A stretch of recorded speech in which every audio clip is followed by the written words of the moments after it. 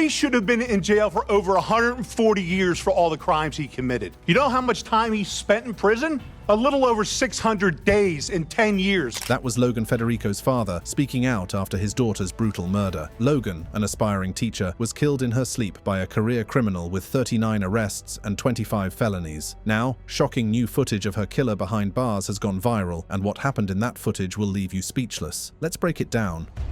The murder that changed everything. Imagine this. You're 22 years old, full of dreams and possibilities. You're visiting friends for a casual weekend getaway, celebrating life the way young people do. You return to your rental home in the early morning hours, feeling safe in a quiet neighborhood near a university campus. You lay down to sleep, exhausted but content. And then, in the darkness, everything changes forever. On May 3rd, 2025, in the early morning hours in Columbia, South Carolina, Logan Haley Federico's life was stolen from her in the most brutal way imaginable. This wasn't a crime of passion. This wasn't about revenge or a personal vendetta. This was something far more chilling, a random act of violence that would expose massive failures in our criminal justice system and leave a family devastated beyond measure. Logan was staying at a short-term rental home on the 2700 block of Cypress Street in the Old Shandon neighborhood, a residential area popular among University of South Carolina students. She had been out with friends the previous evening, and they returned around 2:45 to 3 in the morning. In what would prove to be a fatal mistake, they left the front door unlocked, a common oversight among young people who felt safe in what seemed like a secure neighborhood. But safety was an illusion that night, because while Logan and her friends slept, a predator was prowling nearby. Alexander Devante Dickey, a 30-year-old man from Columbia, had already broken into a neighboring home, stealing car keys, a wallet with credit cards, and most critically, a .40 caliber firearm. This wasn't his first crime, not by a long shot. In fact, this man had an absolutely staggering criminal history that should have kept him locked away, but we'll get to that nightmare in a moment. Emboldened and now armed, Dickey moved to the rental home where Logan was sleeping. He entered through that unlocked front door, moving through the house like a ghost, rummaging through personal belongings, stealing credit cards from Logan's purse. For several minutes, he searched the home while the occupants slept upstairs, completely unaware of the danger lurking below them. And then, he made his way to Logan's bedroom. What happened next is almost too horrific to describe, but it must be told because Logan Federico deserves to have her story heard. According to her father's testimony and police reconstruction of the crime scene, Logan was awakened from her sleep. At just 5 feet 3 inches tall and weighing only 115 pounds, she was dragged from her bed. Her father would later describe the unimaginable terror of those final moments, how his daughter was forced to her knees, how she begged for her life. Feeling somebody come in the room and wake them and drag her out of bed, naked, forced on her knees, with her hands over her head, begging for her life, begging for her hero,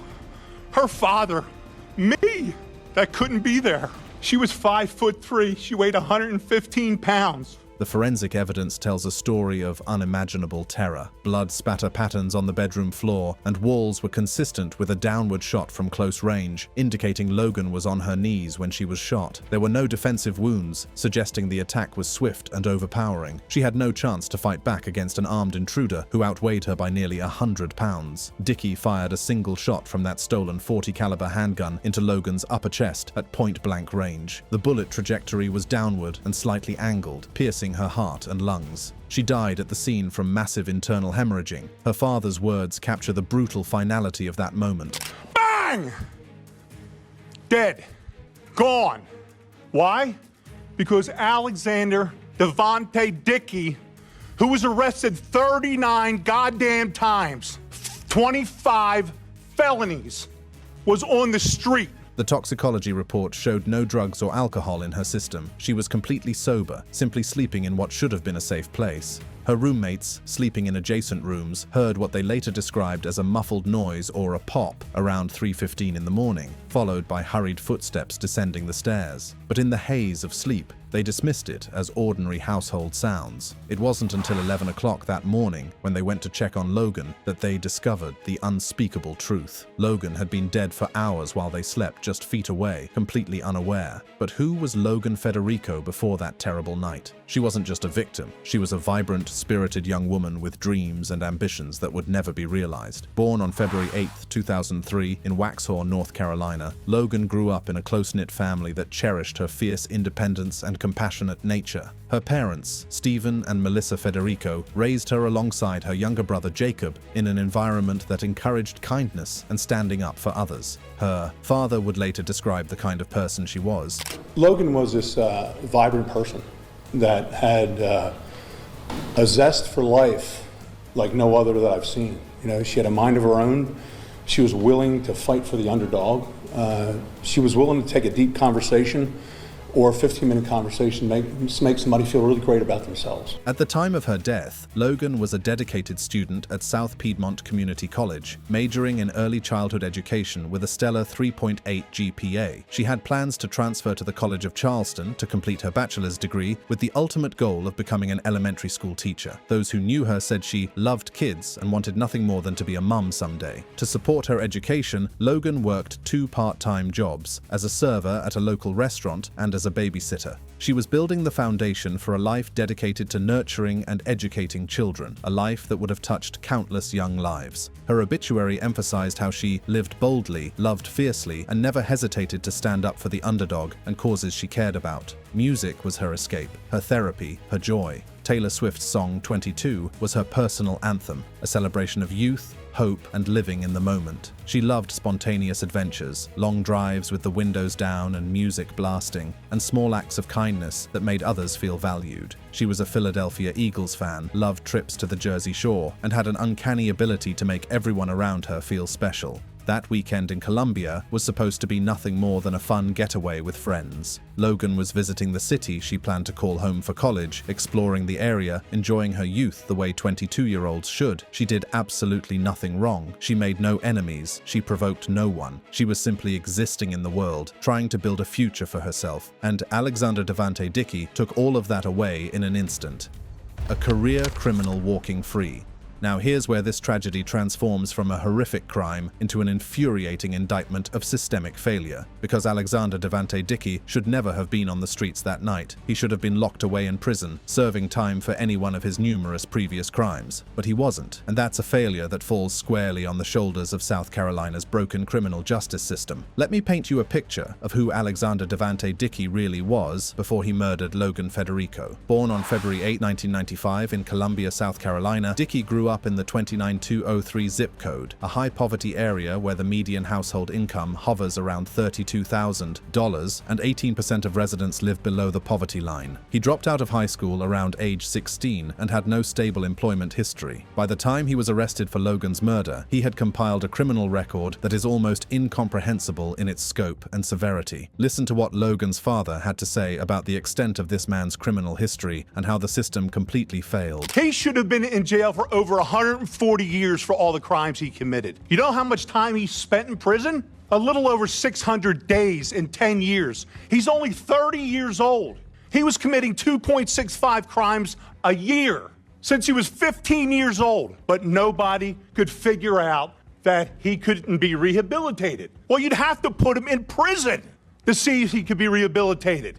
Isn't that the idea of prison? Dickey's criminal record included 25 felonies and 14 misdemeanors. His charges spanned strong-arm robbery 3 times, second-degree burglary multiple times, third-degree burglary repeatedly, unlawful carrying of a pistol, possession of stolen goods, drug possession involving both marijuana and methamphetamines, and resisting arrest. This wasn't petty theft we're talking about. These were serious, violent crimes that endangered people's lives and violated their sense of safety in their own homes. But here's the part that will make you question everything you thought you knew about justice in America. Despite facing charges that could have totaled over 140 years in prison if prosecuted to the fullest extent, Dickey served only about 600 days in total incarceration prior to murdering Logan. Let me say that again for emphasis. 140 years worth of potential sentences reduced to less than 2 years actually served. How does something like that happen? How does a repeat offender with a rap sheet longer than most people's grocery lists keep getting released back onto the streets to terrorize more victims? The answer lies in a combination of systemic failures, fingerprint database errors, plea deal downgrades, ignored probation violations, and chronic jail overcrowding. But perhaps most damning of all was the fact that Dickey was repeatedly prosecuted as a first-time offender despite having multiple prior convictions for the exact same crimes. Let me give you a specific example that perfectly illustrates this madness. offense. In 2014, when Dickey was 19 years old, he pleaded guilty to burglary. Just 4 months later, in 2015, he pleaded guilty to another burglary. This second burglary was charged as a first offense, even though he had pleaded guilty to an earlier charge in the same courthouse just months before.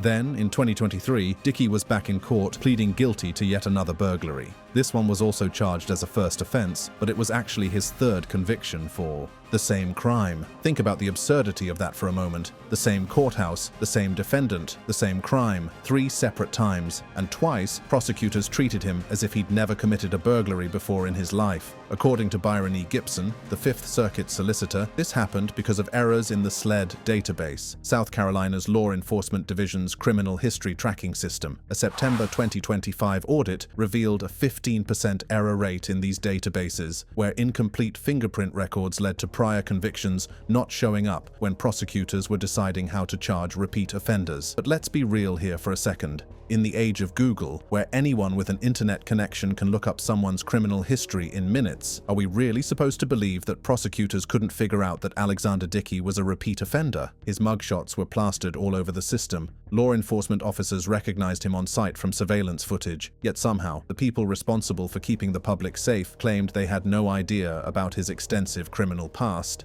The consequences of this negligence were catastrophic. In 2023, Dickey was sentenced to 5 years for third-degree burglary, but he was released after serving only 411 days because he earned compliance credits for following the terms of his probation. His probation was scheduled to end in May 2025, right around the time he murdered Logan. But because of those credits, he was released early in February 2025, just 3 months before he would take an innocent young woman's life. Solicitor Gibson later admitted in a public statement, "Had we known, we would not have treated it as a first offense." But that admission rings hollow when you consider that a simple database search or a phone call to verify his criminal history could have prevented this entire tragedy. And it wasn't just the plea deals. Dickey violated probation at least 4 times between 2019 and 2022, but revocations were rare due to what officials described as administrative oversights. In other words, the system knew he wasn't following the rules, but they let him slide anyway. The psychology behind Dickey's escalation is textbook criminal behavior. Court documents from a 2023 plea hearing revealed that Dickey self-reported a history of substance abuse, citing chemical influences, likely methamphetamine or alcohol, as factors in his crimes. Prosecutors noted a disturbing lack of remorse during interrogations, describing his demeanor as detached. What we're looking at here is a classic case of antisocial personality disorder, a chronic disregard for laws, impulsivity, and lack of empathy. Each time Dickey got away with a slap on the wrist, each time he was released early, each time his probation violations were ignored, the message to him was clear: there are no real consequences for your actions. And so he kept escalating, from petty theft to burglary, from burglary to robbery, from robbery to murder. The murder itself appears to have been opportunistic rather than premeditated. Dickey's pattern of targeting unsecured homes, like the unlocked rental on Cypress Street, suggests a low-effort, high-reward approach typical of career burglars. But when Logan woke up and potentially could identify him, he made the split-second decision to eliminate the witness. This aligns with what criminologists call situational escalation, where burglaries turn deadly under pressure. After murdering Logan, Dickey fled in the stolen vehicle and went on what can only be described as a multi-county crime spree. He used Logan's stolen credit cards for purchases at over 7 stores, including gas stations and retail outlets, totaling several $100s. And here's something that shows just how well known this career criminal was to law enforcement. After Logan's body was discovered and her roommates reported what happened, police quickly obtained surveillance footage from the stores where her cards were being used. Logan Federico explained what happened next. When they saw his face on a video, they didn't have to do a check. He was arrested so many times they knew who he was. They knew exactly where to go get him. Think about that. The police saw him on camera and immediately knew who he was. No database search needed, no fingerprint analysis required. They recognized him instantly because he'd been arrested so many times. Yet somehow, the prosecutors who were supposed to be keeping the public safe from people like him claimed they had no idea about his extensive criminal history. The stolen vehicle broke down around midday near Saluda County, stranding him. He contacted a towing company to have the car towed to a female acquaintance's home in Gaston, inadvertently leaving a paper trail that would lead to his capture. On May 4th, Dickey emerged from woods near Gaston, stole another vehicle, wrecked it shortly after, and fled on foot. He then broke into a vacant home and barricaded himself inside, setting it on fire, possibly to destroy evidence or create a diversion. When Lexington County Sheriff's Department deputies responded to the arson report and established a perimeter, they found Dickey hiding in the master bathroom. He surrendered without resistance, ending a 2-day multi-agency manhunt. A father's fight for justice. In the aftermath of Logan Federico's murder, her father, Stephen Federico, transformed his unimaginable grief into a powerful force for change. What he did next would shine a spotlight on the systemic failures that cost his daughter her life and potentially save countless others from the same fate. On September 29, 2025, nearly 5 months after Logan's murder, Stephen Federico testified before the House Judiciary Subcommittee on Oversight in Charlotte, North Carolina. The hearing had been convened to examine soft-on-crime policies and their consequences, specifically looking at cases where repeat offenders had been released only to commit heinous crimes. Stephen's testimony was joined by Mia Alderman, whose granddaughter had been killed by a repeat offender in 2020, highlighting how this wasn't an isolated incident, but rather a disturbing pattern. What happened during that testimony has been viewed millions of times online. It's raw, it's emotional, and it's absolutely devastating. Stephen Federico didn't just read a prepared statement, he poured his heart and soul onto that floor, demanding that lawmakers and the public understand exactly what their failed policies had cost. He started by asking everyone in that room to do something simple but powerful. How many of y'all have kids? I'm just curious. Here's what I need you to do. When I tell you this story, think about your kids.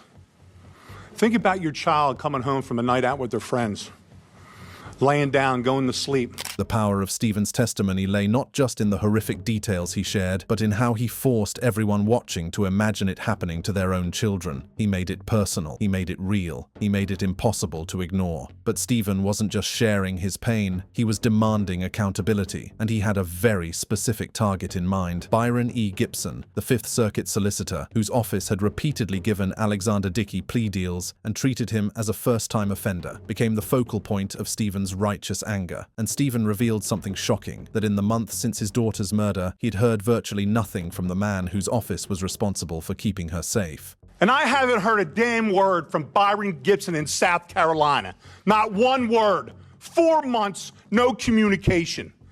His biggest concern was that he was pissed off about my interview and how I made him look on the Fox News channel with Trey Gowdy. How pathetic is that?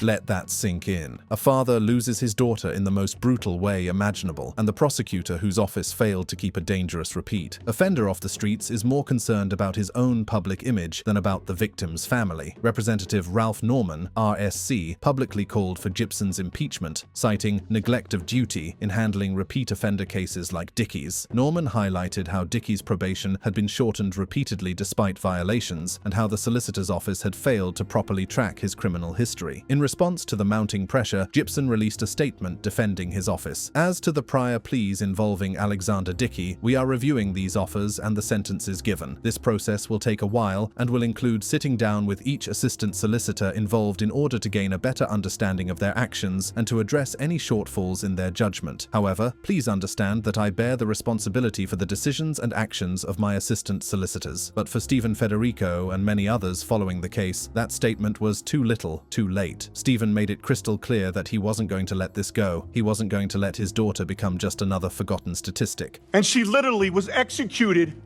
while on her knees, begging for her life. Her name's Logan Federico, not Irina. And you will not forget her. I promise you. You will be sick and tired of my face and my voice until this gets fixed.